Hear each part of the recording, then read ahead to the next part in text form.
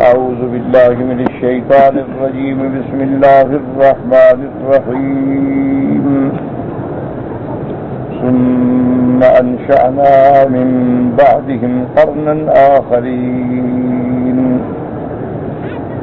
فأرسلنا فيهم رسولا منهم أن اعبدوا الله ما لكم من إله غيره أفلا تتقون وقال الملأ من قومه الذين كفروا وكذبوا بلقاء الآخرة وأترفناهم في الحياة الدنيا ما هذا إلا بشر مثلكم يأكل مما تأكلون منه ويشرب مما تشربون ولئن أطعتم بشرا مثلكم إنكم إذا لخاسرون أيعدكم أنكم إذا متم وكنتم ترابا وإذا من أنكم مخرجون هيهات هيهات لما توعدون إن هي إلا حياتنا الدنيا نموت ونحيا إن هي إلا حياتنا الدنيا نموت ونحيا وما نحن بمبعوثين إن هو إلا رجل افترى على الله كذبا وما نحن له بمؤمنين قال رب انصرني بما كذبون قال أما قليل ليصبحن نادمين فأخذتهم الصيحة بالحق فجعلناهم غثاء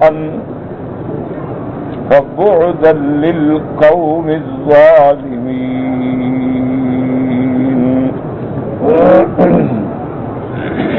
اللہ تبارک و تعالی نے کلام مقدس کی ان آیات میں قصہ حضرت نوح علیہ السلام اور ان کی قوم کے بعد کا ذکر فرمایا کہ ان کے بعد پھر ہم نے ایک اور قوم بھیجی. اب ان آیات مبارکہ میں اللہ نے اس قوم کا نام نہیں لیا، صرف یہ ارشاد فرما دیا کہ ثم انشأنا من بعدهم قرنا آخرین، کہ ان کے بعد ہم نے ایک اور نسل پیدا فرمائی. اس لیے علماء کرام بعض تو فرماتے ہیں کہ اس سے مراد قوم عاد ہے، اور بعض علماء فرماتے ہیں کہ نہیں، اس سے مراد قوم سمود ہے، کیونکہ اللہ تبارک و تعالی نے آخر آیات میں فرمایا ہے کہ فَأَخَذَتْهُمُ الصَّيْحَةُ، ان کو ایک آواز سے مارا گیا، کہ جبریل امین علیہ السلام نے اللہ کے حکم سے آ کے ایک چیخ ماری، وہ سب مر گیا. تو یہ عذاب الصیحہ جو ہے یہ قوم سمود پہ آیا ہے. قوم عاد پہ اللہ تبارک و تعالی نے ہوا بھیجی تھی. اما عاد فاہلکوا بريح صرصر عاتیہ. قوم سمود کے بارے میں آیا کہ فاخذتهم الصیحہ، کہ ان کو اللہ تبارک و تعالی نے صیحہ کہتے ہیں ایک زوردار آواز، اس سے اللہ نے ان کو ہلاک کیا. تو اس لیے بعض علماء فرماتے ہیں کہ اس آیات میں مراد قوم سمود ہے، کیونکہ فَأَخَذَتْهُمُ الصَّيْحَةُ کا ذکر جو ہے وہ آخر آیات میں موجود ہے. بعض علماء نے فرمایا کہ نہیں، ہم صیحہ سے مراد وہ آواز نہیں لیتے، بلکہ مراد ہے عذاب. اب وہ عذاب جو ہے ہوا کا ہو، وہ آواز جو ہے طوفان کا ہو، اور وہ آواز جو ہے چیخ کا ہو، جس قسم کا بھی ہو، اللہ کا عذاب ہے، اللہ نے ان کو ہلاک کر دیا. اسی طرح آپ اس بات کو غور کریں، اللہ کے قرآن میں تفکر و تدبر کریں، اور آپ پہلے پڑھ چکے ہیں الحمدللہ کہ جن چیزوں کو اللہ نے بقائے انسانیت کا ذریعہ بنایا ہے، اس لیے اللہ نے فرمایا کہ وَأَنزَلْنَا مِنَ السَّمَاءِ مَاءً بِقَدَرٍ، ہم نے آسمان سے پانی اتارا، اندازے کے مطابق پانی نہ ہو بندے مر جائیں، کیونکہ پانی کے بغیر کوئی جاندار زندہ نہیں رہ سکتا۔ اللہ نے ہر جاندار کو جو زندگی بخشی ہے اس کا سبب پانی بنایا ہے، وَجَعَلْنَا مِنَ الْمَاءِ كُلَّ شَيْءٍ حَيٍّ۔ اسی طرح آپ اگر دیکھیں فلکیات کا علم دیکھیں، مطالعہ کریں، تو بڑے بڑے قرات ہیں جو اس زمین سے 10 گنا بڑے ہیں، 20 گنا بڑے ہیں،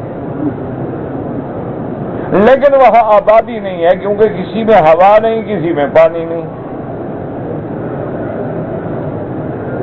اسی لیے آپ دیکھتے ہیں نا کہ جو غواص ہوتے ہیں، جو تیراک لوگ ہوتے ہیں اور سمندروں میں اور دریاؤں میں غواصی کرتے ہیں، تو وہ اپنا آکسیجن سلنڈر ان کو ساتھ رکھنا پڑتا ہے کہ نیچے ان کو ہوا نہیں ملتی۔ اسی طرح اگر آپ بہت زیادہ بلندی پہ چلے جائیں تو جیسے جیسے آپ بلند ہوتے جائیں گے آکسیجن گھٹتا جائے گا۔ اس لیے ڈاکٹر ہدایت کرتے ہیں کہ کوئی اگر دل کا مریض ہے تو ہوائی جہاز کا سفر نہ کرے، کیونکہ اس کو آکسیجن کی ضرورت ہے، اور جو جہاز بلند ہوگا آکسیجن کم ہوتا جائے گا۔ تو معنی یہ ہوا کہ ہوا اور پانی جو ہے یہ انسان کی بنیادی ضروریات ہیں، ان کے بغیر وہ زندہ ہی نہیں رہ سکتا۔ اسی لیے آپ نے سابقہ آیات میں بڑی تفصیل سے پڑھا ہے کہ ہم نے پانی اتارا فانشأنا لکم بہ جنات، پھر اس پانی سے ہم نے تمہارے لیے باغ اگائے، ان میں کھجوریں ہیں، ان میں انگور ہیں، تمہارے لیے فواکہ ہیں، تمہارے لیے غذا ہے۔ ہم نے تمہارے لیے درخت پیدا کیا، اس درخت میں ہم نے تمہارے لیے تیل رکھا ہے، اس کو تم کھاتے بھی ہو، لگاتے بھی ہو۔ اسی لیے اللہ نے تمہارے لیے جانور پیدا کیے، ان جانوروں کی تمہیں گوشت کی بھی ضرورت ہے، دودھ کی بھی ضرورت ہے، بال پرداری کی بھی ضرورت ہے، ہر قسم کے اللہ نے جانور پیدا فرما دی، کیونکہ اسباب ظاہری کی حد تک ان کے بغیر بندہ زندہ نہیں رہ سکتا۔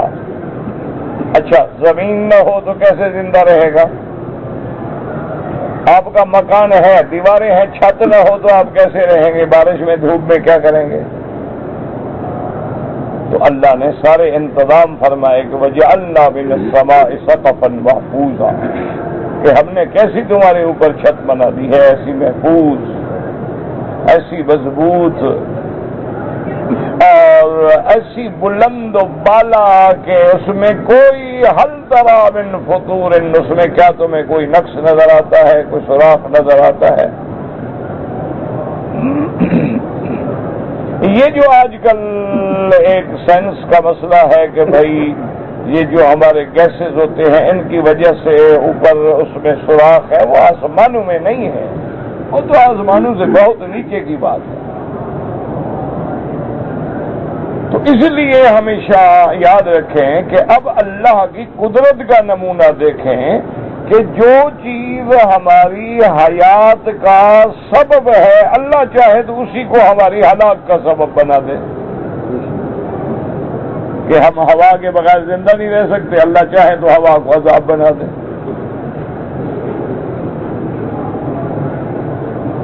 اس لیے قرآن کہتا ہے وَأَمَّا عَادٌ فَأُهْلِكُوا بِرِيحٍ صَرْصَرٍ عَاتِيَةٍ سَخَّرَهَا عَلَيْهِمْ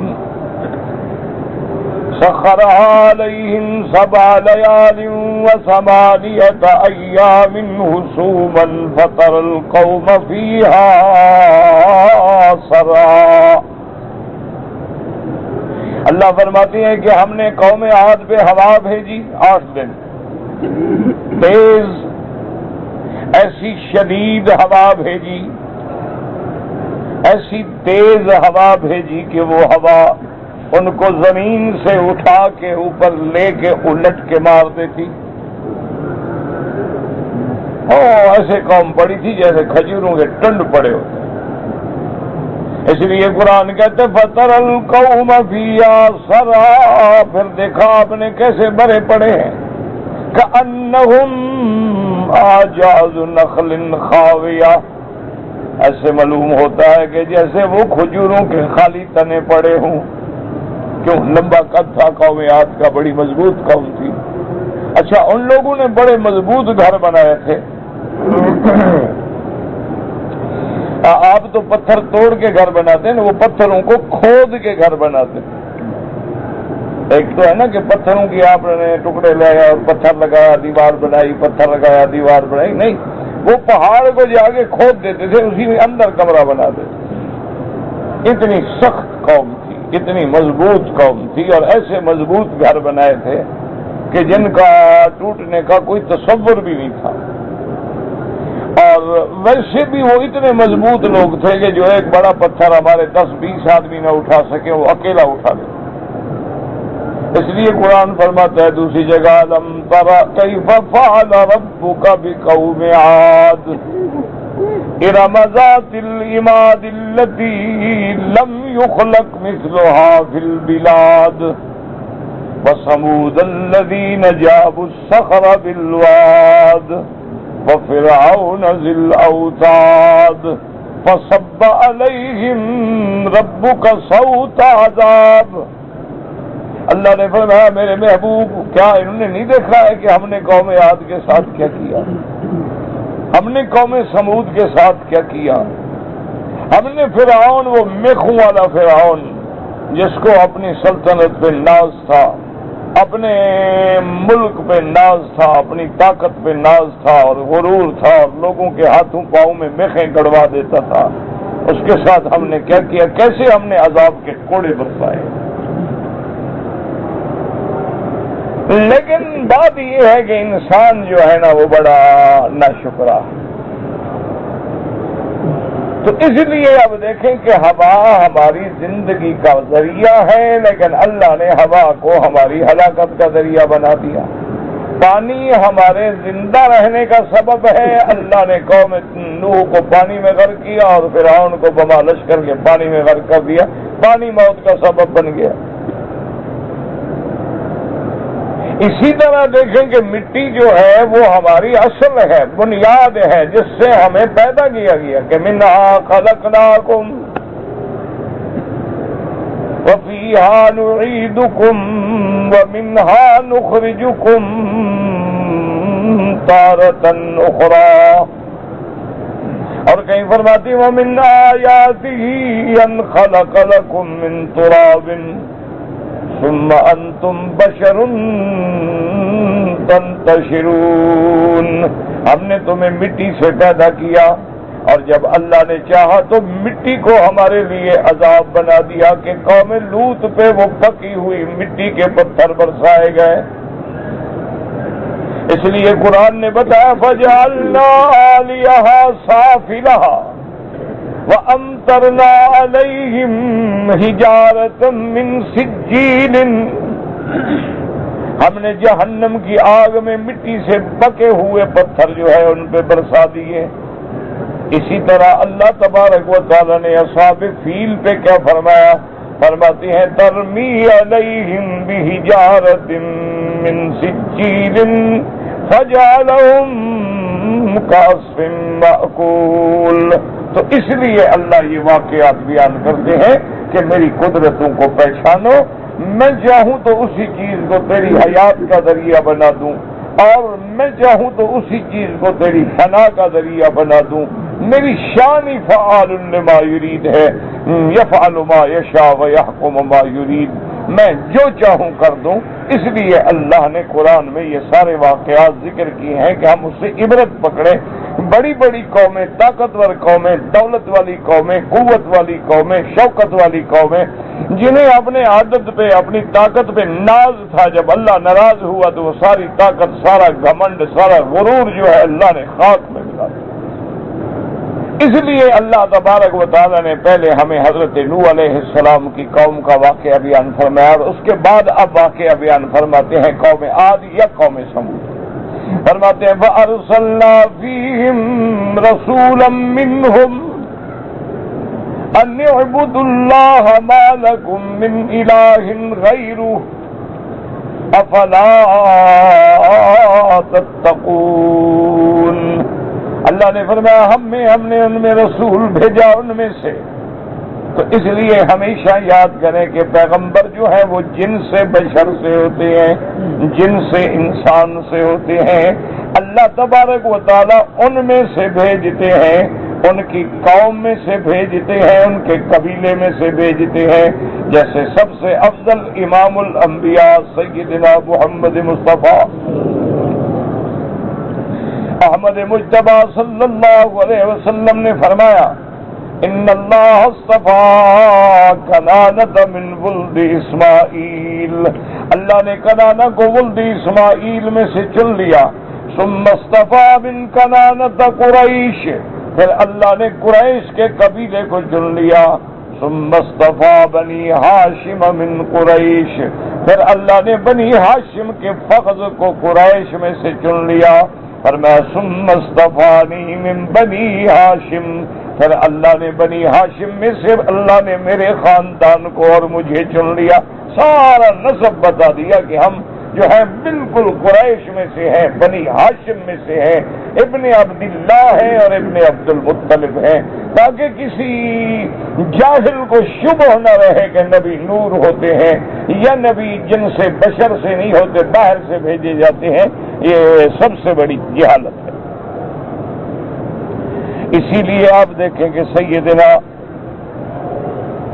ابراہیم علیہ السلام نے جب اللہ کے گھر میں کھڑے ہو کے جب کعبہ بنا لیا تو اللہ سے دعا کی تھی. وہی کیا مشکل ہے، کیا ہے، پہلے دیکھ لیا کرو یار. کیا اتنے میں آپ درود شریف پڑھ لیں، سارے کیوں بیٹھتے ہیں؟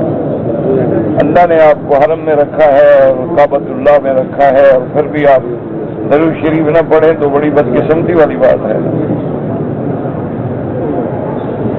اللہ اکبر. اب اس لیے سیدنا ابراہیم نے کیا دعا مانگی تھی کہ ربنا وبعث فیہم رسولا منہم، اللہ ان میں سے نبی بھیج. اس لیے ہمیشہ یاد رکھیں کہ اللہ نے جتنے نبی بھیجے ہیں وہ بشر ہیں، وہ اولاد آدم ہیں. اللہ نے ان کو اپنی رسالت و نبوت کے لیے چن لیا ہے. یہ جاہلوں کی بات ہوتی ہے کہ نبی نور ہیں، اللہ کے نور کا ٹکڑا ہے. یہ باتیں جو ہیں یہ جاہلیت ہے اور کفر تک لے جاتی ہیں. جو انبیاء کی بشریت جو ہے وہ منصوص ہے، وہ قرآن سے ثابت ہے. بشریت کا انکار جو ہے وہ اللہ کے قرآن کا انکار. دیکھیں فرماتے ہیں فَأَرْسَلْنَا فِيهِمْ، ہم نے ان میں رسول بھیجا. رسولا منہم، ان میں سے رسول بھیجا. اس نے کیا دعوت دی؟ ان اعبدوا اللہ، قوم اللہ کی عبادت کرو. ما لکم من الہ غیرہ، جس کے سوا کوئی معبود برحق نہیں. افلا تتقون، کیا تم اللہ سے نہیں ڈرتے ہو کہ اللہ کو چھوڑ کے غیروں کی عبادت کرتے ہو، اللہ کے شریک بناتے ہو؟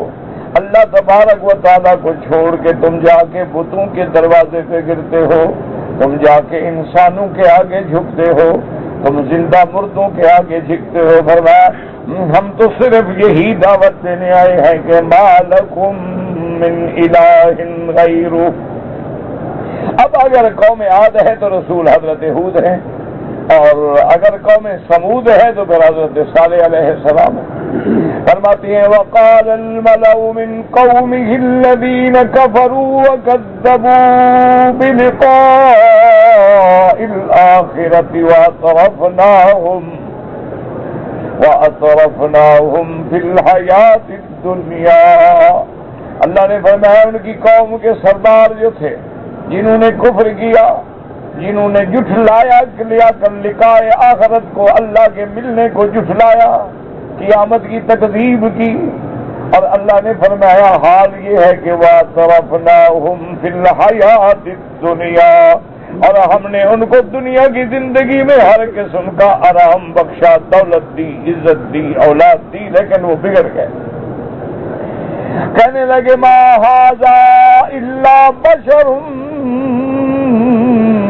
مثلکم، کہنے لگے اپنی قوم سے خبردار اس کی بات نہ ماننا، تمہارے جیسا انسان ہے، یہ تو انسان ہے، بشر ہے، نبی نہیں ہو سکتا ہے۔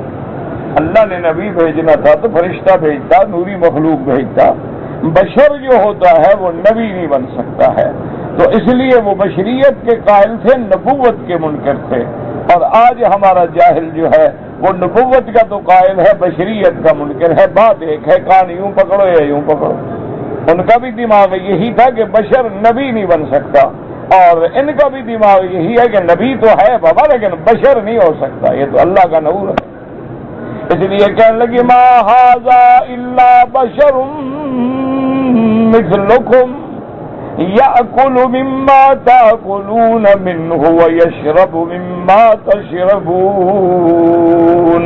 اب قرآن کو سمجھیں کہ جب بشر ہے یہ کھاتا ہے جیسے تم کھاتے ہو، یہ پیتا ہے جیسے تم پیتے ہو، بھئی جب بشر ہے تو کھائے گا، انسان ہے تو انسان کو تو اللہ نے لوازم رکھا ہے نا، بھوک بھی لگے گی، پیاس بھی لگے گی، تو پھر اس جملے کے بڑھانے کی آخر کیا ضرورت تھی؟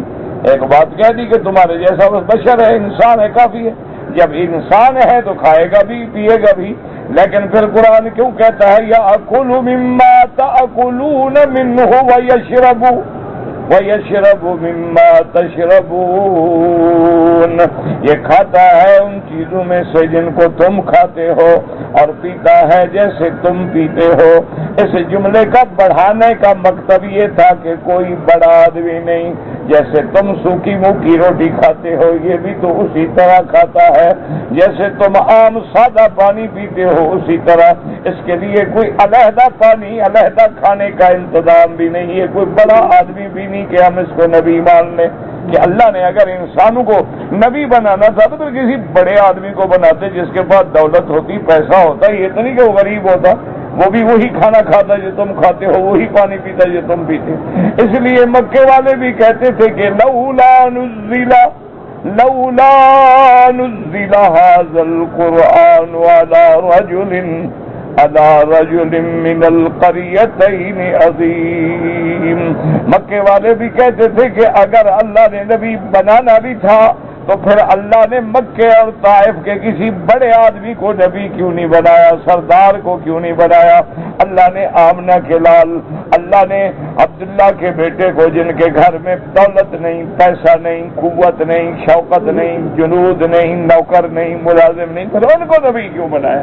یہی بات وہ بھی کہہ رہے ہیں کہ بابا یہ تو بالکل سادہ انسان ہے اور بالکل غریب انسان ہے، وہی کھاتا ہے جو تم کھاتے ہو، وہی پیتا ہے جو تم پیتے ہو، تو اس کو ہم نبی کیسے مان لیں؟ وَلَئِنْ أَطَعْتُمْ بَشَرًا مِثْلَكُمْ إِنَّكُمْ إِذًا لَخَاسِرُونَ، اور قوم کے سردار کہنے لگے اگر تم نے اپنے جیسے ایک غریب آدمی کو نبی مان لیا اور اس کی اطاعت کرنے لگ گئے تو پھر تو تم بالکل گھاٹے میں پڑ گئے، کہ کیا دیکھ کے مان رہے ہو، کیا ان کے پاس ہے، کیا چیز ہے جو تمہیں فائدہ ہو جائے گا؟ اس لیے اپنی قوم کو سمجھا رہے ہیں، اور اس کے بعد انہوں نے کہا کہ عجیب بات یہ ہے کہ وہ نبی اَیَعِدُکُمْ أَنَّکُمْ إِذَا مِتُّمْ، اور پھر وہ نبی تم کو ڈراتا ہے، تمہیں خوف دلاتا ہے کہ جب تم مر جاؤ گے، مٹی ہو جاؤ گے، تمہاری ہڈیاں بھی گل جائیں گی، اس کے بعد تم دوبارہ نکالے جاؤ گے۔ عجیب بات ہے کہ بھی جب ہم مر جائیں گے، اور اچھا اس میں دو لفظ ہیں، غور کریں، اَیَعِدُکُمْ أَنَّکُمْ إِذَا مِتُّمْ وَكُنْتُمْ تُرَابًا وَعِظَامًا، تم مٹی ہو جاؤ گے اور ہڈیاں، کیا مانا؟ کیونکہ پہلے گوشت گلتا ہے نا، تو پھر وہ ہڈیوں کا ہیکل رہ جاتا ہے، پھر جب کچھ مدت گزرتی ہے تو پھر وہ ہڈیاں بھی گل جاتی ہیں، تو اس لیے پہلے تراب کا ذکر کیا پھر عظام کا ذکر کیا۔ اَیَعِدُکُمْ أَنَّکُمْ إِذَا مِتُّمْ، اذا متم وکنتم ترابا وعظاما، کہ تم ہو جاؤ گے مٹی اور ہو جاؤ گے ہڈیاں۔ کیا مانا کہ جب گوشت تمہارا گل جائے گا تو باقی کیا بچے گا؟ ہڈیاں، اور پھر جب مدت گزرے گی تو وہ ہڈیاں بھی پوسیدہ ہو کے گل جائیں گی۔ اس لیے ایک کافر میرے آقا رحمت دو جہاں سیدنا محمد الرسول اللہ صلی اللہ علیہ وسلم کی خدمت میں آیا اور آ کے کہنے لگا کہ یا رسول اللہ یہ ہڈی دیکھ رہے ہیں اپنے؟ اور میں ہاں۔ کہنے لگا یہ میں قبرستان سے لے آیا ہوں، کسی مردے کی ہڈی ہے، اس کے بارے میں آپ کا عقیدہ ہے کہ یہ دوبارہ زندہ ہوگا؟ گھر میں کہ ہاں نعم بالکل زندہ ہوگا۔ اس لیے قرآن پاک نے فرمایا اولم یر الانسان انا خلقناہ من نطفۃ فاذا هو خصیم مبین۔ اللہ نے فرمایا کیا یہ انسان غور نہیں کرتا، کیا یہ نہیں جانتا کہ ہم نے اس کو پانی سے پیدا کیا ہے، جب ہم نے اس کو نطفے سے انسان بنا دیا ہے تو اب یہ خدا کے سامنے بھی کھڑے ہو کے جھگڑتا ہے۔ ضرب لنا مثلا ونسی خلقہ قال من یحیی العظام وہی رمیم۔ اللہ نے فرمایا دیکھو ہمارے سامنے مثالیں دیتا ہے، کہتا ہے یہ اپنی اصل بھول گیا ہے، وہ بدبخت جو خدا پانی سے بندہ بنانے پہ قادر ہے وہ دوبارہ مٹی سے اور ہڈیوں سے بھی بنانے پہ قادر ہے۔ ہمیں کہتا ہے کہ دیکھو جی یہ ہڈی جب گل جائے گی مٹی ہو جائے گی، ریزہ ریزہ ہو جائے گی، اس سے پھر اللہ اٹھائیں گے، اور پھر یہ کیسے پتہ لگے گا کہ یہ مولوی مکی کی مٹی ہے یا مدنی کی مٹی ہے یا عربی کی مٹی ہے یا اجمی کی مٹی ہے؟ اس لیے اللہ پاک نے اس کے بعد جواب فرمایا، اللہ پاک نے فرمایا نسی خلقہ قال من یحیی العظام من یحیی العظام وہی رمیم۔ اللہ نے فرمایا میرا مدنی ان کو جواب دے قل یحییھا الذی انشاها اول مرۃ وہو بکل خلق علیم۔ آپ ان کو کہہ دیں کہ وہی اللہ اس کو اٹھائے گا جس نے پہلے پیدا کیا ہے، اور پھر اللہ اتنے علم والا ہے کہ اس کو مخلوق کے ذرے ذرے کا علم ہے، تمہیں پتہ نہ ہو لیکن اللہ تو جانتا ہے نا کہ کس کی مٹی کہاں ہے اور کس کی مٹی کا، اس کے آگے تو ہر چیز ہے اور چھپی ہوئی ہے نہیں۔ اس لیے قوم کو ڈرانے لگے سردار کے دیکھو نبی تمہیں ڈراتا ہے کہ تم مر جاؤ گے، پھر ہڈیاں بن جاؤ گے، پھر تم دوبارہ اٹھائے جاؤ گے، عجیب بات ہے۔ ایسے کہنے لگے ہائی ہاتھ لما توعدون۔ ہائی ہاتھ کا معنی ہوتا ہے محاورتاً بڑی دور کی بات ہے، بڑی دور کی بات ہے جس سے وہ ڈراتا ہے، یار یہ کوئی بات ہے، بھلا مر جائیں گے، سینکڑوں سال گزر گئے، جو مر گیا کوئی واپس آیا ہے؟ بھلا آج تک ہزاروں سال گزر گئے ہیں، تو ہم جب مر جائیں گے تو کہاں سے واپس آ جائیں گے؟ بس مر گیا تو خلاص مر گیا۔ اس لیے کہتے ان ہی الا حیاتنا الدنیا نموت ونحیا وما نحن بمبعوثین۔ وہ کہنے لگے کہ یاد رکھو بس زندگانی یہی زندگانی ہے دنیا کی، مرتے ہیں کوئی پیدا ہوتے ہیں، کچھ مر رہے ہیں ایک دن میں، ہزاروں مر جاتے ہیں، ہزاروں پیدا ہو جاتے ہیں۔ بابا جب مر گئے ہم پھر دوبارہ نہیں اٹھائے جائیں گے، تو بس ایسے باتیں کرتے ہیں، یہ کوئی عقل میں آنے والی بات بھی ہے؟ بڑا مر جائیں گے مٹی ہو جائیں گے پھر بندے بن جائیں گے، کیسے ہو سکتا؟ ان هو الا رجل افترى على الله كذبا وما نحن له بمؤمنين۔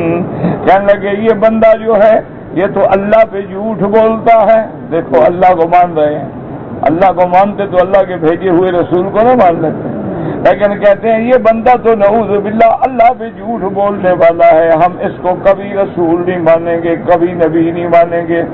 اب پیغمبر جب ان کے ایمان سے مایوس ہو گئے تو اللہ سے دعا کی قال رب انصرنی بما کذبون، انہوں نے دعا کی میرا مولا میری مدد کر۔ تو اب نوح علیہ السلام نے کس سے دعا مانگی تھی؟ بس یہی سبق سیکھنے کے لیے یہ واقعے آئے ہیں۔ حضرت ہود نے پھر کس سے دعا مانگی اور حضرت صالح نے کس سے دعا مانگی، وہ یہی مسئلہ سمجھ لو کہ مانگنا کس سے ہے؟ اللہ سے ہے، استغاثہ کس سے ہے؟ اللہ سے ہے، ندا کس کو ہے؟ اللہ کو ہے، پکارنا کس کو ہے؟ اللہ کو ہے. توکل کس پہ ہے؟ اللہ پہ ہے. مدد کس سے چاہنی ہے؟ اللہ. یہی سبق پڑھانے کے لیے اللہ نے نبی بھیجے ہیں. لیکن افسوس یہ ہے کہ آج قومیں اتنی عقیدے میں تباہ ہو گئی ہیں کہ خدا کو بھی مانتے ہیں، کبھی حضرت علی کو پکارتے ہیں، کبھی پیر کو پکارتے ہیں، اور بعض لوگ جو ہیں سیاسی طور پہ کافروں سے مدد مانگتے ہیں. انا للہ و انا الیہ راجعون. اگر مومن کو یہ یقین کامل ہو جائے کہ ہم نے کس سے مانگنا ہے، اللہ سے، اور مدد کرنے کی طاقت کس کو ہے؟ اللہ کو. یہ یقین دلوں میں بیٹھ جائے تو سارے مسئلے حل ہو جائیں. کہ وَمَن نَّصْرُ إِلَّا مِنْ عِندِ اللَّهِ. مدد کس سے آئے گی؟ تو جب اللہ کو ہم ناراض کر لیں تو پھر کہاں سے آئے گی؟ ایک موٹی بات یاد رکھو، کافر ہمارا دوست نہیں، دشمن ہے. دشمن تو مدد کرے گا نہیں. اچھا، اللہ کو ہم نے ناراض کر لیا ہے تو مدد کہاں سے آئے؟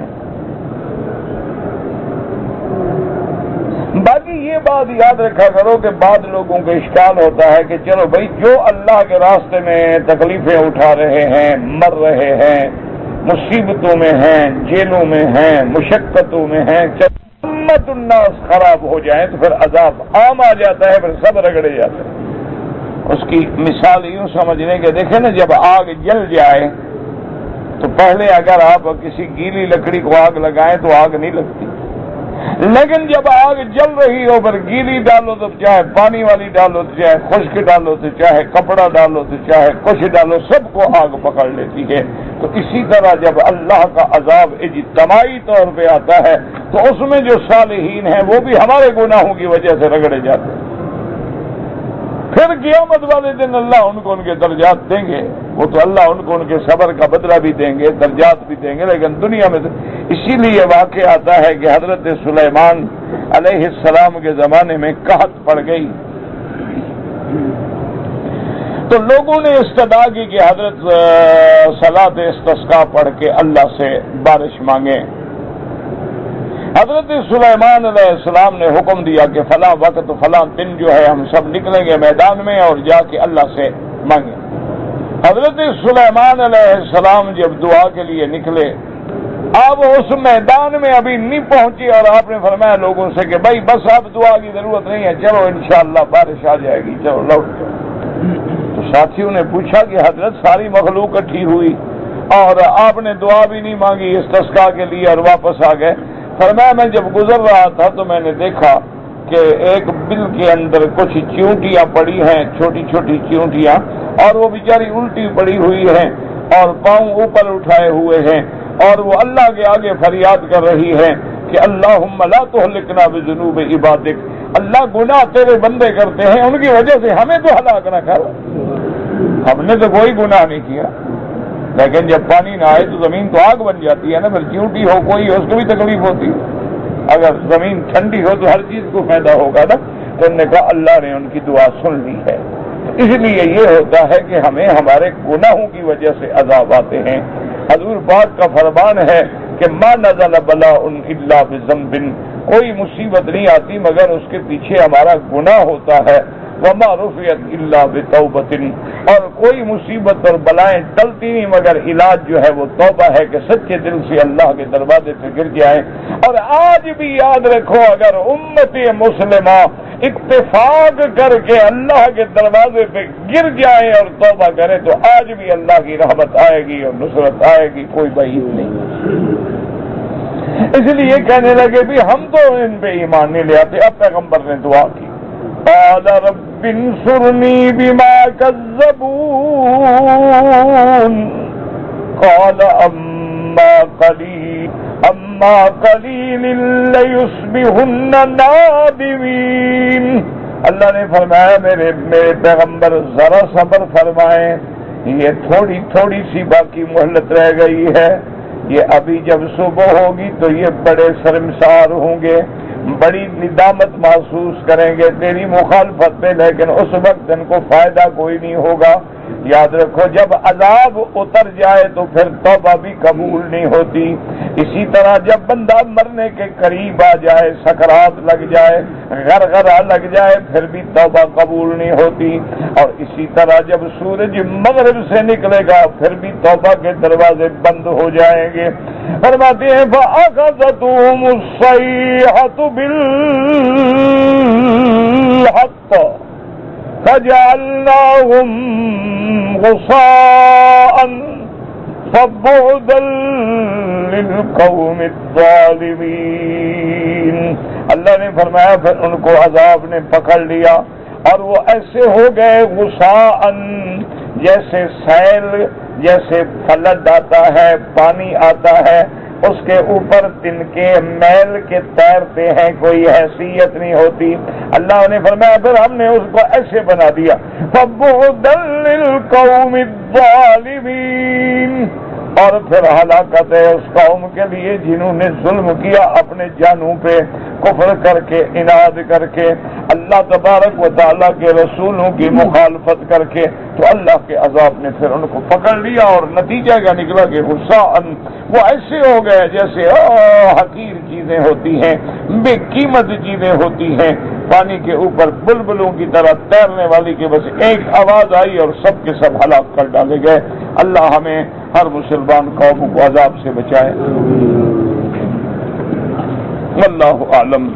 میں نے عرض کیا نا بابا محمد اللہ کے رسول تھے ہیں، یہ جاہلوں کی بات ہے. اللہ کے نبی، اللہ نے ان کو آخری نبی بنایا، اپنے وقت مقرر پہ زندہ رہے، اس کے بعد وفات ہوئی، لیکن ان کی نبوت جو ہے وہ قیامت تک کے لیے ہے.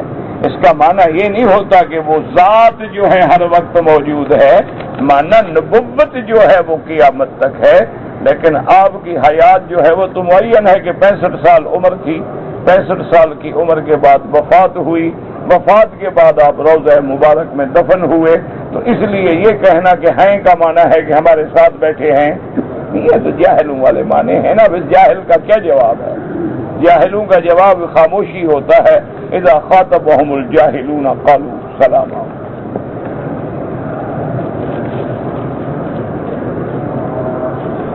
کہتے ہیں کہ ایک علامہ صاحب نے فرمایا ہے، پتہ نہیں آج کل دنیا میں علامہ بھی بڑے ہو گئے ہیں، کرے کیا بندہ، جدھر دیکھو علامہ ہے، کوئی چھوٹا تو بننے کے لیے تیار ہی نہیں ہے. بہرحال وہ کہتے ہیں کہ حضور جب غار حرا میں جاتے تھے تو حضرت علی کو ساتھ لے جاتے تھے، تو اس لیے وہ تو شروع سے مسلمان تھے، حضرت ابو بکر سے بھی پہلے وہ ایمان لائے تھے. تو اب اس سے بڑی جہالت کی بات کیا ہو سکتی ہے؟ پہلی بات تو یہ ہے کہ جب حضور غار میں جاتے تھے تو جانے کے وقت تو آپ کو نبوت ملی نہیں تھی، نبوت تو آخر میں ملی جب آپ نے جانا بند کر دیا. تو جب پہلے نبوت نہیں ملی تھی، حضرت علی آپ کی نبوت سے بھی پہلے مسلمان ہو گئے تھے. کوئی عقل کی بات ہے؟ صحیح حدیث جب موجود ہے تو پھر عقل لڑانے کی کیا ضرورت ہے؟ بی بی عائشہ فرماتی ہیں کہ نبوت سے پہلے حضور صلی اللہ علیہ وسلم کو اللہ بڑے بڑے خواب دکھلاتے تھے، اور آپ کے خواب ایسے تھے کہ فلک صبح جیسے صبح ظاہر ہوتی ہے اور ہر کسی کو نظر آ جاتی ہے، ایسے سچے خواب. اس کے بعد بی بی سیدہ فرماتی ہیں کہ حبب الیہ الخلا، یہ حدیث کے لفظ ہیں. اب کوئی جاہل کہے کہ حضرت علی ساتھ جاتے تھے اور اس کا کوئی علاج ہے، اور پھر کہے مجھے علامہ بھی کہو، پروفیسر بھی کہو. بی بی فرماتی ہیں کہ پھر حضور کے دل میں اللہ نے تنہائی سے محبت ڈال دی کہ سب سے الگ رہنا ہے. تو صحیح حدیث ہے، بخاری کی حدیث ہے. اور پھر اس میں یہ بھی لفظ ہے کہ کان یتہن تجنسو عبادت فرماتے تھے غار حرا میں زوات لیالیا، اور وہ عبادت جو ہے ایک دن دو دن نہیں ہوتی تھی بلکہ کئی کئی راتیں حضور جو ہے غار میں رہتے تھے۔ اور یہ بھی حدیث میں موجود ہے کہ حضور پاک پھر جب آپ کا توشہ ختم ہو جاتا تو واپس تشریف لے آتے، اور ایک دو دن کے بعد پھر سیدہ خدیجہ رضی اللہ عنہا آپ کے لیے توشہ تیار کرتی، یعنی کھانے پینے کی چیزیں اور پانی اور مشکیزہ اور ستو اور ایسی چیزیں، پھر حضور لے کے پھر غار میں اکیلے چلے جاتے، اور کبھی کبھی تو حضور ایک ایک مہینہ بھی غار میں بیٹھے ہیں، اور اس وقت کوئی ایک بندہ بھی حضور کے ساتھ نہیں تھا، نہ ابو بکر تھا نہ علی تھا۔ اس کے بعد حضور صلی اللہ علیہ وسلم، اور خدا کی شان ہے، اب تو خیر دیکھیں نا بلڈنگیں بن گئی، اونچے اونچے مکان بن گئے، ورنہ اللہ کی شان یہ ہے کہ اگر آپ غار حرا میں بیٹھیں اور اس پہاڑ پہ کھڑے ہو جائیں تو سیدھی نظر کعبۃ اللہ پہ پڑے گی۔ اسی طرح غار ثور میں اگر آپ کھڑے ہوں پہاڑ کی چوٹی بھی تو سیدھا کعبہ نظر آئے گا۔ اور خدا کی شان دیکھیں کہ ابتداء نبوت میں مکے کی جانب اعلیٰ تھی اور ہجرت کے وقت جانب اسفل تھی، وہ اونچا علاقہ ہے اور یہ نیچا علاقہ ہے، اس لیے اس کو معلّہ کہتے ہیں، اس کو مسفلہ کہتے ہیں، مسفلہ اسفل سے ہے، یہ نیچے والا علاقہ ہے۔ اب حضور فرماتے ہیں کہ میں غار میں بیٹھا تھا تو ایک آدمی ایسے اترا اور آگے مجھے سلام کیا اور کہا اقرا پڑھو۔ اس وقت بھی حضور کے ساتھ کوئی نہیں، اور پھر اس حدیث مبارک میں ہے کہ میں نے کہا کہ میں تو پڑھا ہوا نہیں ہوں، اس نے کہا پڑھو، حتیٰ کہ پھر اس نے مجھے سینے سے بھینچ دیا، پھر کہا اقرا بسم ربک الذی خلق، یہ پہلی وحی ہے جو 5 آیتیں اتری، اور پھر حضور غار سے جب اترے تو آپ کے بدن پہ کپاہٹ تھی اور آپ پہ اللہ کے قرآن کی عظمت کا ایک اثر تھا، اور سیدھا بی بی خدیجہ کے پاس آئے اور آ کے فرمایا کہ زملونی زملونی زملونی، کہ مجھ پہ کپڑا ڈال دو، کپڑا ڈال دو، مجھے کپاہٹ ہے اور سردی محسوس ہو رہی ہے، اور حضور کے چہرے پہ خوف ہے اور دہشت ہے۔ بی بی خدیجہ نے کہا کہ یا رسول اللہ آپ نہ گھبرائیں، کلا واللہ لا یخزیک اللہ ابدا، اللہ کبھی آپ کو رسوا نہیں کریں گے۔ اس وقت نہ حضرت علی ہیں نہ حضرت ابو بکر ہیں، آپ کی نبوت ملنے کے بعد سب سے پہلی مومنہ تو سیدہ خدیجہ ہے۔ سیدہ خدیجہ الکبریٰ رضی اللہ تعالی عنہا نے تسلی دی، اور تسلی کے بعد اس نے کہا کہ یا رسول اللہ اگر آپ چاہیں تو میرے رشتہ دار ہیں، عزیز ہیں، ورقہ ابن نوفل، وہ دین عیسیٰ علیہ السلام پہ ہیں اور انجیل تورات کے ماشاءاللہ عالم ہیں، ہم ان کے پاس جا کے یہ کیفیت بتلاتے ہیں کہ بھی یہ کیا بات ہے، کون اترا، یہ کیا حکم آیا، کیا بات کیا ہے۔ تو بی بی لے کے ورقہ ابن نوفل کے پاس گئی، اس وقت بھی کوئی بندہ ساتھ نہیں۔ ورقہ ابن نوفل نے جب آپ کی ساری بات سنی ہے تو اس نے کہا کہ مبارک ہو خدیجہ، یہ جو واقعہ سنا رہے ہیں نا، ھذا الناموس الذی انزل علی موسیٰ، یہ تو وہی فرشتہ ہے جو موسیٰ پہ اترا کرتا تھا، تیرا شوہر تو اللہ کا نبی ہے محمد مصطفیٰ۔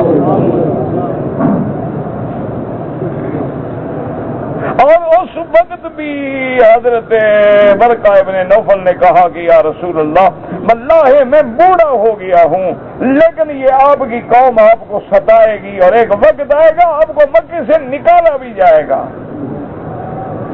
اس وقت بھی آپ کے ساتھ کوئی نہیں ہے۔ اچھا، پھر سیدنا علی رضی اللہ تعالی عنہ نے جب ایمان لائے ہیں تو ان کی تو عمر ہی 7 سال ہے، وہ تو بالغ ہی نہیں ہوئے۔ اس کا مطلب ہے حضور یعنی غار حرا میں جب جاتے تھے تو 3-4 سال کے بچے کو ساتھ لے جاتے تھے۔ اب اس ایسے آدمی کو کیسے ہم کہیں تم اللہ ہدایت دے، بظاہر کو ہمارا دشمن تو نہیں ہے، اللہ ہدایت کے فیصلے کرے۔ اصل وجہ پتہ ہے کیا ہے؟ یہ ایک طریقہ ہے، پیر بھی وہ بنتا ہے جو اول فول مارے، نئی نئی باتیں مارے جو کسی کی سمجھ نہ آئے، کہے کہ سبحان اللہ حضرت پہنچ گئے۔ اور مولوی بھی بننا ہو تو نئے مسئلے نکالے جو کسی عالم نے بیان نہ کیے ہوں، لوگ کہیں گے سبحان اللہ، واقعی جناب حضرت تو واقعی علامہ ہے، یہ بات آج تک ہم نے کسی سے نہیں سنی۔ وہ غلط بات عالم کرے گا کیوں کہ تم سنتے؟ یہ ایک طریقہ ہے۔ اب دیکھو نا، آپ کسی بستی میں چلے جائیں، امام مسجد بن جائے، وہاں جا کے ایک دن فتویٰ دے دو کہ بھئی کب حلال ہے، دیکھو 2 دن میں سارے علاقے میں مشہور ہو جاؤ گے۔ کیوں؟ ایک نئی بات جو کی ہے، اس بستی والے نکال لیں، ایک اور بستی میں چلے جاؤ، کہو کتا حلال ہے۔ کیوں حلال ہے؟ انہوں نے کہا جی حدیث میں کتا جو کالا ہے اس کو مارنا چاہیے، دوسرے کے مارنے کا حکم نہیں لہذا حلال ہے۔ وہ ساری دنیا میں ہل جائے گا کہ جی فلاں مولوی کہتا ہے کتا حلال ہے، کتا حلال ہے، کتا حلال ہے۔ دیکھو شہرت ہوتی ہے کہ نہیں ہوتی؟ اسی طرح پیر بھی ایسے 2 سیکنڈ کے لیے یوں کریں گے استخارہ میں نے کر لیا ہے، بس تمہارا یہ کام ہو گیا۔ نبی کو استخارے میں 7 دن لگتے ہیں، جاہل کو 2 منٹ لگتے ہیں۔ اب اس کا کوئی علاج ہے میرے پاس؟ آپ پھر کہتے ہیں مولوی بکی صاحب بابا ہم اولیاء اللہ کے غلام ہیں، ہم اللہ والوں کے پاؤں کے جوتے کو بھی اپنے سر کا تاج سمجھتے ہیں، ہمارے اپنے بھی مشائخ ہیں، بزرگ ہیں، لیکن یاد رکھو ہم ولی اسی کو مانتے ہیں جس کے ایک ہاتھ میں قرآن ہو اور دوسرے ہاتھ میں محمد مدنی کا فرمان، وہ اللہ کا ولی ہے۔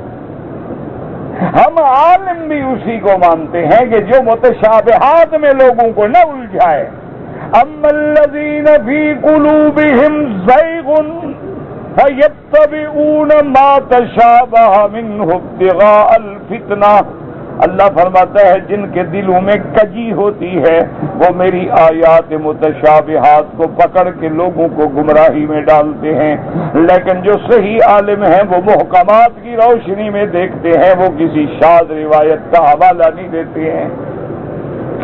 اس لیے مفسرین نے اسرائیلی روایات کے بڑے بڑے عجیب عجیب واقعات لکھے ہیں، لیکن ساتھ بتا دیتے ہیں کہ روایہ اسرائیلیہ ہے، یہ بنو اسرائیل کی روایات ہیں، لا نصدق ولا نکذب، ہم اس کی تصدیق بھی نہیں کر سکتے، تکذیب بھی نہیں کر سکتے، پتہ نہیں حقیقت کیا ہے۔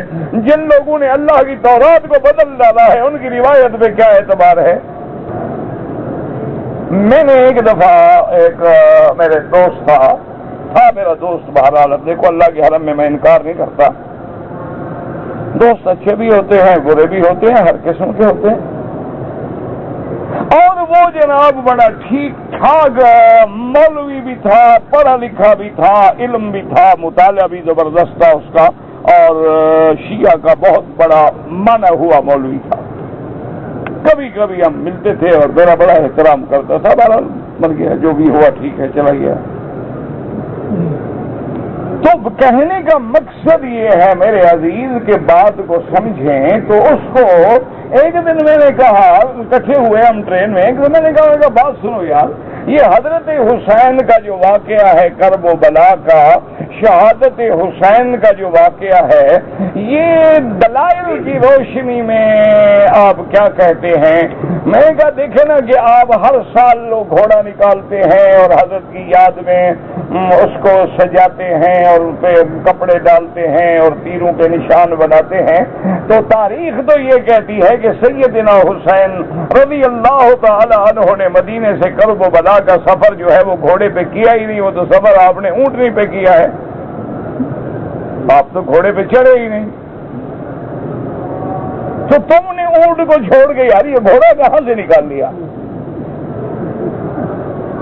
ایک بات یہ، میں نے کہا دوسری بات مجھے یہ سمجھ نہیں آتی کہ جب دونوں مقابلے پہ تھے تو ایک طرف آل رسول تھے، اہل بیت محمد مصطفیٰ تھے، کیا اس کو عذاب ہے؟ کیوں چھیڑ رہے ہو گئی؟ کیا بلا ہے؟ انا للہ و انا الیہ راجعون۔ اب ہمارے مقدر میں یہ لکھا ہے، کیا کریں؟ ایک وہ اس کے سیل خراب ہوتے ہیں، ایک ہمارے مہندس اللہ کا فضل ہے عقل سے فارغ ہوتے ہیں، اب کیا کریں آدمی؟ بنانے کے بجائے بگڑ ہی رہا ہے، بنا تو نہیں میرے خیال میں۔ بہرحال جی، تو اس کو میں نے پوچھا، میں نے کہا اچھا مجھے ایک بات سمجھاؤ، تم پڑھے لکھے آدمی ہو، مولوی ہو اور ٹھیک ٹھاک تمہارا مطالعہ بھی ہے۔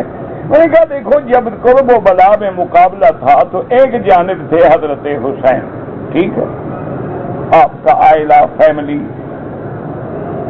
اور دوسری طرف جو تھے وہ لوگ تھے یزید کی فوجی زیاد اور شمر ذوالجوشن کے ساتھی. میں نے کہا یہ اسی طرح مقابلہ تھا یا نہیں؟ بالکل. میں نے کہا جو حضرت حسین کے ساتھ تھے وہ ماں سوائے خواتین کے سارے شہید ہو گئے. مردوں میں حضرت زین العابدین بچے تو وہ بیمار تھے، وہ خیمے کے اندر تھے، ان میں چلنے کی طاقت بھی نہیں تھی. کہتے ہیں ہاں جی بالکل ٹھیک ہے. تو میں نے کہا یہ روایت کس نے کی، یہ قصہ سارا کس نے سنایا؟ حضرت حسین والے شہید ہو گئے، مخالف جو ہیں ان کی روایت کا اعتبار نہیں، وہ تو یزیدی ہیں، یزید کی فوج کا پھر کیا اعتبار ہے؟ تو یہ قصہ سارا کہاں سے بن گیا 3 میل لمبا؟ وہ کہتے ہیں مکی صاحب اتنی باریکیاں یار کیوں ڈھونڈتے رہتے ہو؟ نہ سننے والوں کو پتا ہے نہ کہنے والوں کو پتا ہے، ہماری روزی بنی ہوئی ہے، تمہیں کیا تکلیف ہے؟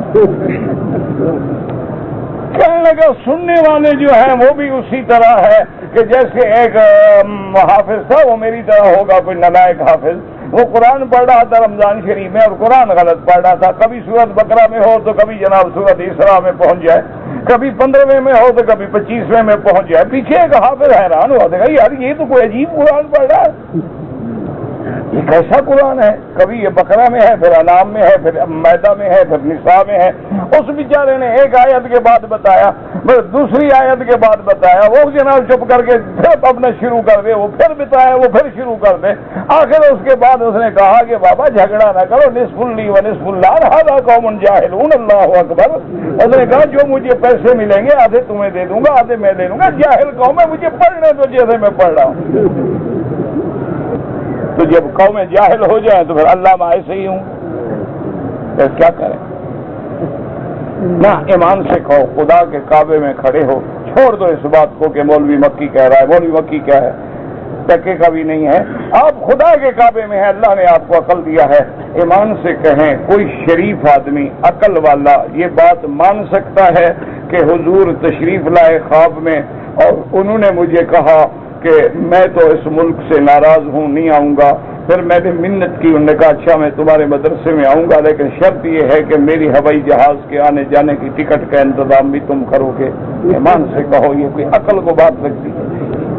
خدا کے لیے خدا کے کعبے میں ہو انصاف کا، یعنی اللہ کے نبی کو آنے جانے کے لیے ہوائی جہاز کی ٹکٹ چاہیے. اب یہ فرق نہیں بتایا نہیں کہ بتائیں ایئر لائن کون سی اختیار کریں.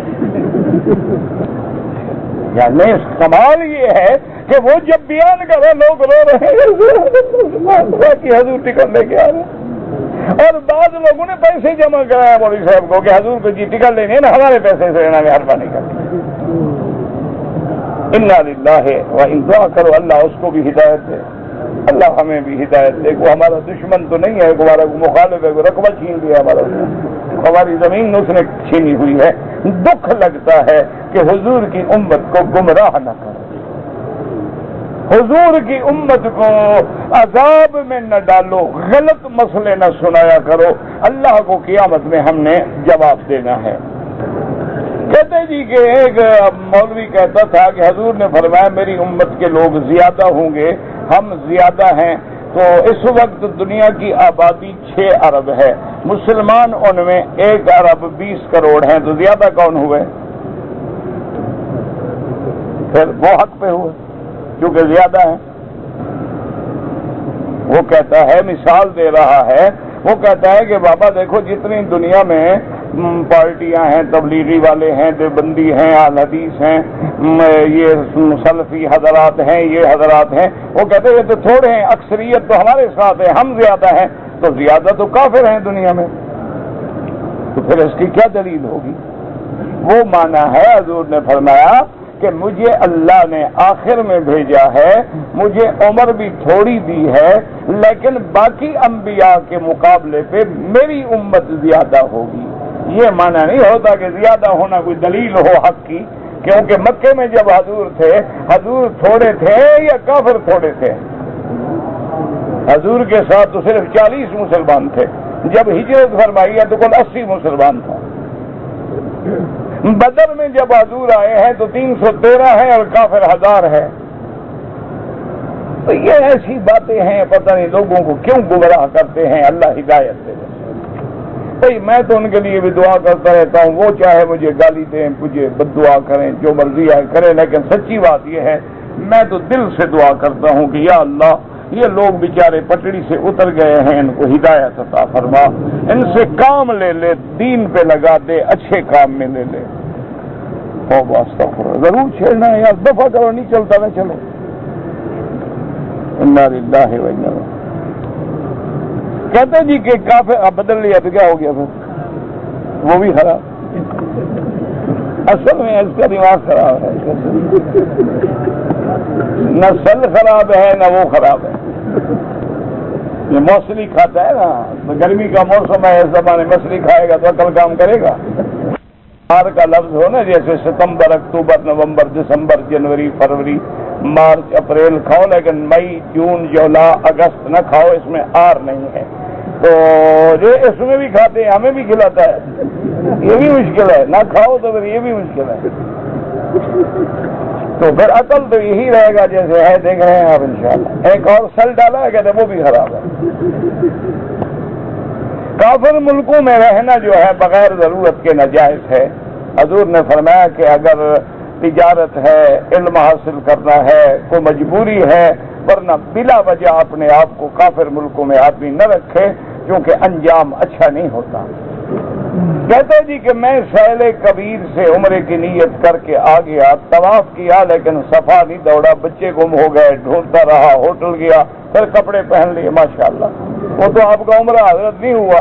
یا تو آپ دوبارہ سیل کبیر سے جا کے احرام باندھ کے عمرہ پورا کرو، ورنہ تو دم دینی پڑے گی۔ آپ نے استخارہ کیا ہے، استخارے کے بعد خواب دیکھنا ضروری نہیں ہوتا، اب اللہ پہ چھوڑ دو، جو کام ہوگا مانا اللہ کا یہی منشا ہے۔ ڈاکٹر بننا چاہتی ہیں، اللہ ان کو علم نصیب کرے، لیکن ساتھ اللہ حیا نصیب کرے، اللہ عزت و حشمت نصیب کرے، اللہ ہر مسلمان کی بیٹی کو حیا عطا فرمائے، ان کی عزت و عصمت کی حفاظت کرے۔ بہرحال آج کل حالات بہت مشکل ہیں۔ بیٹی ہے، عمر 10 سال ہے، دماغی طور پر اب نارمل ہے، ڈاکٹری رپورٹ تو صحیح ہے، بہرحال اس کے لیے آپ یہ کریں کہ زمزم زیادہ سے زیادہ زمزم پلائیں بھی اور سر پہ بھی ڈالیں، اور اللہ کے قرآن کی جو آیات شفا ہیں، آیات شفا قرآن میں موجود ہیں، کسی کتاب پہ آپ دیکھ سکتی ہیں، وہ آیات شفا پڑھ کے بھی دم کریں۔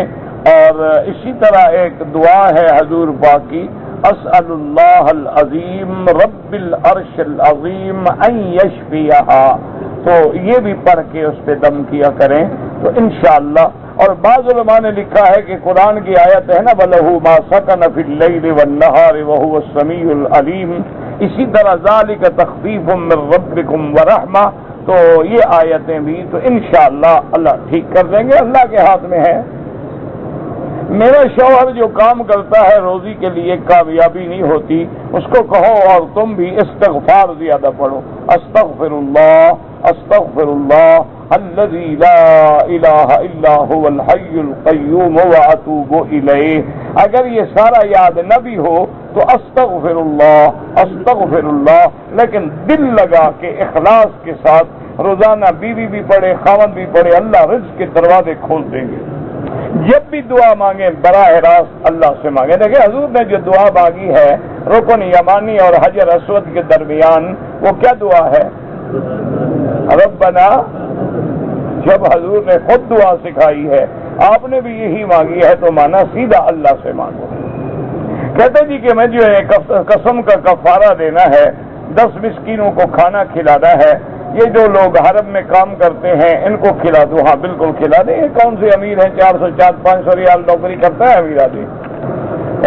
صبح سے لے کر سورج نکلنے تک، اسی طرح عصر سے لے کر مغرب تک یہ اوقات مکروہ ہوتے ہیں۔ اسی طرح جب سورج عین سر پہ ہو، یا سورج نکل رہا ہو یا ڈوب رہا ہو، میں بالکل غیر مسلم داخل نہیں ہوتا۔ آپ کو غلط فہمی ہے، کسی تعمیرات میں کسی میں کوئی غیر مسلم نہیں، الحمدللہ۔